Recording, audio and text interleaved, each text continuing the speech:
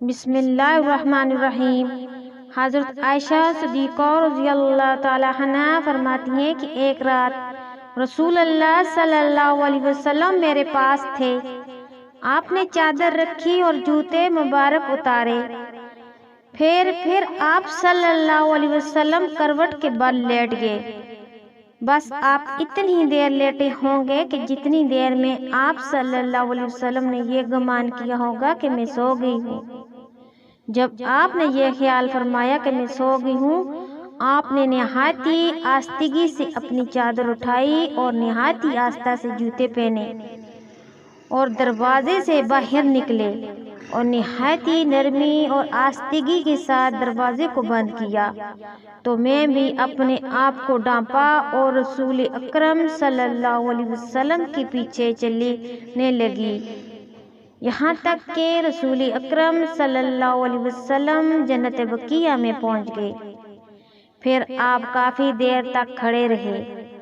پھر آپ صلی اللہ علیہ وسلم نے 3 مرتبہ اپنے ہاتھوں کو اٹھایا۔ پھر آپ تیزی سے لوٹے اور میں بھی تیزی سے کھڑکی کی طرف پلٹی اور آپ سے پہلے گھر پہنچ گئی۔ میں لیٹی ہی تھی کہ رسول اکرم صلی اللہ علیہ وسلم گھر میں داخل ہو گئے اور مجھے پیار سے فرمایا، اے عائشہ، تم گھبرائی ہوئی ہو اور بے چین کیوں ہو؟ حضرت عائشہ رضی اللہ تعالی عنہا فرماتی ہیں کہ میں نے عرض کیا، کوئی بات نہیں ہے یا رسول اللہ صلی اللہ علیہ وسلم۔ آپ نے فرمایا کہ تم مجھے بتاتی ہو یا لطیف و خبیر ذات مجھے خبر دے۔ عرض کیا، یا رسول اللہ، میرے ماں باپ آپ پر قربان ہوں۔ اور آپ نے سارا ماجرا حضور اکرم صلی اللہ علیہ وسلم کو سنا دیا۔ آپ نے فرمایا کہ وہ سایہ تمہاری ہی تھا جو میں نے اپنے آگے دیکھا تھا۔ میں نے عرض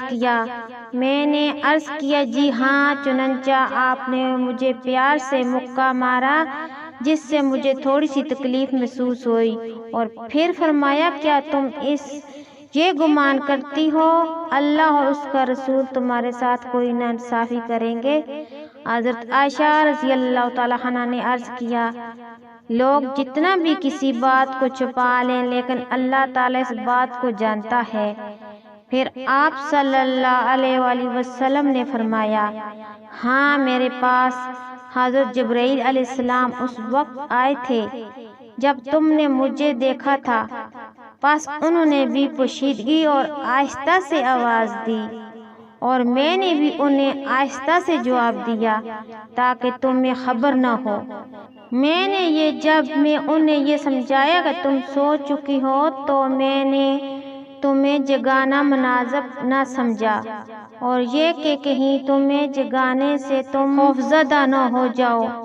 پس جبرائیل علیہ السلام نے آپ صلی اللہ علیہ وسلم سے عرض کیا کہ آپ کا رب آپ کو یہ حکم دیتے ہیں کہ جنت بقیع میں دفن ہونے والوں کے پاس جائیں اور ان کے لیے دعائے مغفرت فرمائیں۔ حضرت ام المؤمنین رضی اللہ تعالی عنہا نے پوچھا، یا رسول اللہ صلی اللہ علیہ وسلم، ہم ان کے لیے کیسے دعا کریں؟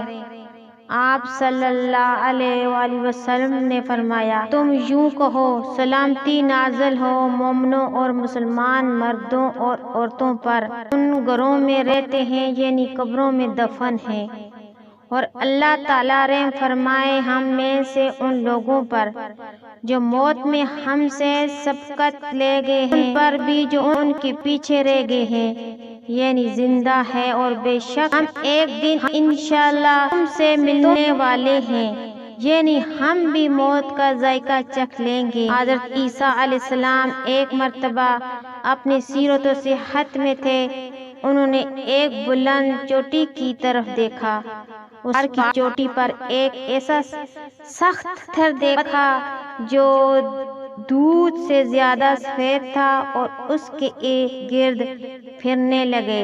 اس کے بعد اللہ تعالیٰ نے اس کے پاس وحی بھیجی، اے عیسیٰ علیہ السلام، جو کچھ تم دیکھ رہے ہو، کیا اس سے بھی زیادہ تعجب کی بات تمہارے واسطے ظاہر اور بیان نہ کروں؟